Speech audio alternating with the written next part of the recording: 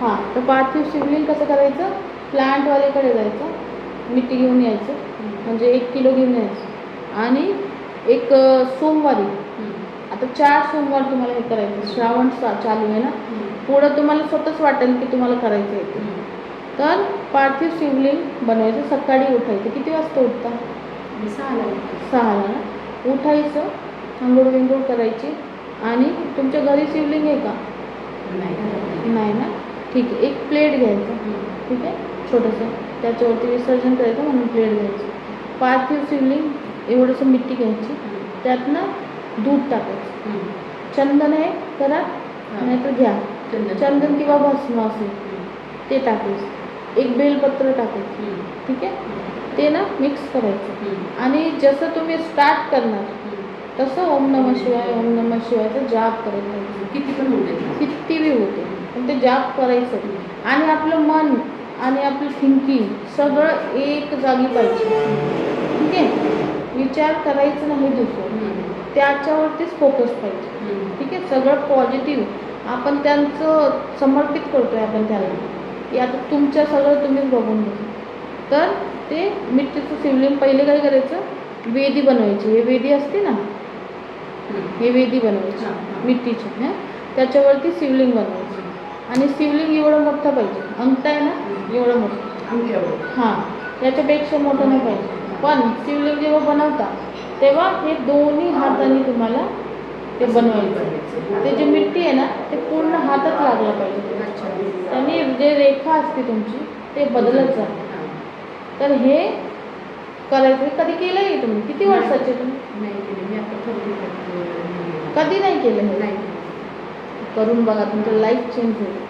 ठीक आहे, तर हे ओम नमः शिवाय ओम नमः शिवाय करत ते बनवायचं. एवढं मोठं शिवलिंग झाला, मग ह्या वेदीवर ठेवायचं. प्लेट ठेवायचं पहिले, त्या प्लेटवरच वेदी बनवायची, कारण की मिठीचं असतं ना मग ते. आणि वरती शिवलिंग. ठीक आहे, ठेवला, मग पहिले जल अभिषेक करायचा. जल अभिषेकमध्ये जल जे हे तुम्ही टाकणार त्याच्यावरती ओम नमः शिवाय ओम नमः शिवाय म्हणून टाकणार. ठीक आहे, पहिले वेदीवर टाकायचं थोडं थोडं, आणि हळूहळू टाकायचं, असं जास्त एकदम फोर्सने नाही टाकायचं. तर थोडं थोडं टाकायचं ओम नमः शिवाय ओम नमः शिवाय. आणि जे पाणी खाली पडणार ते पाणी ना 5 जागा लावायचं. पहिले कपाळावर लावायचं, 2 कानावर लावायचं, डोळ्यात लावायचं, हां, इथं हार्टच्या शेजारी लावायचं. ठीक आहे, आणि डोक्यावरती लावायचं. हे झालं जलाभिषेक. मग घ्यायचं तांबा आहे ना तुमचा, तांब्याचा गड. हां, त्यात अमृत बनवायचं. पंचामृत कसं? हां, काय करायचं, दूध, दही, शहद, घी, गाईचं घी, हां, आणि दूध बी गाईचं. ठीक आहे, साखर टाकायचं. साखरेने काय होतं, तुम्हाला हेल्थ तर ठीक होतीच, पण समृद्धी येते. 2 इलायची, चावल थोडंसं टाकायचं, तांदूळ. ठीक आहे, ते मिक्स करायचं. गंगाजल असेल तर थोडा गंगाजल टाका, गुलाबजल असेल तर गुलाबजल टाका. ठीक आहे, आणि त्यांनी इंटरनेटवर असं तुम्ही सर्च केलं ना तर 108 महादेवाचे नाव, 108. किती शिकले तुम्ही? माझं BCS झालं. BCS झालं. तर 3 नंबर आहे ना तुम्ही, शिक्षणात खूप चांगले. तर ते पंचामृत, ते 108 नाव घेत त्यांच्यावरती अभिषेक करायचा. ठीक आहे, बोलत राहायचं, अभिषेक करत राहायचं. पाण्याचा एक गडाचा अभिषेक करायचा का त्याला पूर्ण? पहिले पाण्याचं करायचं, एक पूर्ण गड. हां, एक ग्लास बी चालेल, पण हळूहळू. आणि मग पंचामृतचं करायचं. ठीक आहे, ते झालं की मग 21 बेलपत्र किंवा 11 बेलपत्र त्यात टाकायचं, त्याच्यावरती ते करायचं. आणि हे सगळं झालं, पूजा झाली तुमची. तर इंटरनेटवर भेटतो रुद्राष्टक, दारिद्र्य दुःख स्तोत्र भेटतो, दारिद्र्य दुःख दहन स्तोत्र. लिहून देऊ का तुम्हाला? मला लिहून दे, एवढं नाही लक्षात राहणार माझं ऑफिसचं हे ते. सांग ना, दारिद्र्य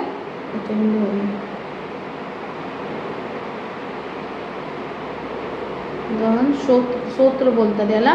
इंटरनेटवर पाहिलं ना लिरिक्स, तर ते येतात, ते बोलायचं. आणि रुद्राष्टक,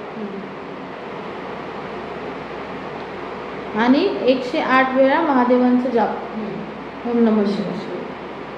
ठीक आहे. हे झालं, पूजा झाली तुमची. आणि व्यवस्थित करायचं म्हणायचं हे. हां, आणि व्यवस्थित काय, असं नाही घाई. ह्याला थोडा टाइम द्यावा लागतो. तुमचं सगळं एकाग्र पाहिजे, माइंड त्यांच्यातच पाहिजे. असं नाही की ते काय करायचं, पैशांचं काय करायचं, त्याचं काय करायचं आणि तुम्ही पूजा करता.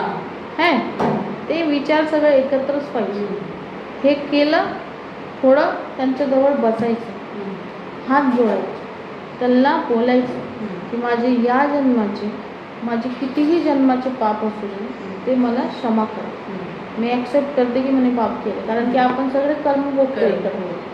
आपले जेवढे कर्म होते ते कर्मानुसार आपल्याला भेटतं स्ट्रगल.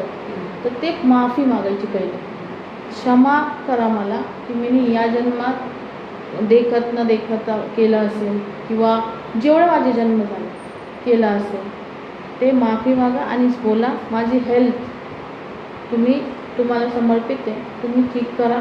माझं जे पैशांचा प्रॉब्लेम, माझं नवऱ्याचं जे प्रॉब्लेम त्याला परत चांगलं करा, सगळं चांगलं करा. ठीक आहे. आणि जे ते दूध असेल, ते दूध तर तुम्ही काय करा, काहीतरी खीर बनवा. जे तुम्ही ते अभिषेक केला असेल ना त्याचा, पण तो ते नाही बनवू शकत, तर त्याला काय करा, तुम्ही प्लांटमध्ये टाका. खाली सोसायटीमध्ये असेल ना, त्याला प्लांटमध्ये टाकून द्या. ठीक आहे. आणि मग असं बोलत त्यांना करायचं. पूजा संपली तुमची, मग एक भांडं घ्यायचं मोठं, त्यात विसर्जन करायचं ते पार्थिव शिवलिंगाचं. 1 2 3 बोलून, जसं गणपती बाप्पाचं करतो विसर्जन पाण्यात. पूर्ण विसर्जन झाला तर मग ते पाणी प्लांटमध्ये टाकायचं, सिंकमध्ये टाकायचं. ठीक आहे. तर असं तुम्हाला आता 4 सोमवार करायचं. आणि जेव्हापर्यंत तुम्ही पूजा करत नाही तेव्हापर्यंत काही खायचं नाही. ठीक आहे. उपास नका धरू, पण काय खायचं नाही. पूजा होईपर्यंत. आणि पूजा झाली की खाऊन घ्या. तर हे असं 4 सोमवार करू. तुम्हाला 2 सोमवार तुम्ही केले ना, तेव्हाच तुम्हाला वेगळं जाणवलं लागेल. तुम्हाला असं एकदम असं येईल ना की तुम्ही म्हणणार हे मी पहिले का नाही केलं. मग आता हे जे बनवतो ना आपण खाली, हे असं सर्कल बनवायचं का? हे गोल स्पेस ठेवायचं. हे गोल बघा, हे गोल झालं. आणि हे असं वेदी बनवतो है ना, असं वेदी. आणि इथं शिवलिंग असतं, राईट. हा स्पेस आहे जो, हा मध्ये रिकामा स्पेस राहणार ना. आणि हे गोल बनवलं ना पहिले मिट्टीचा, मग त्यालाच असं मोठं इथं काढायचं, ब्रॉड करायचं. तुम्ही युट्यूबवर बी टाकलं ना पार्थिव शिवलिंग, तर येतं कसं बनवतं. आणि मध्ये असं थोडंसं जागा ठेवायची, खडा करायचं, त्यात शिवलिंग बसवायचं. ठीक आहे. पण जे मी सांगितले, भस्म, चंदन आणि बेलपत्र त्यात टाकायचं. ठीक आहे. आणि हे 4 सोमवार तुम्ही करायचं. आणि त्यासोबत मी तुम्हाला मंत्र देणार, ते मंत्र बोला.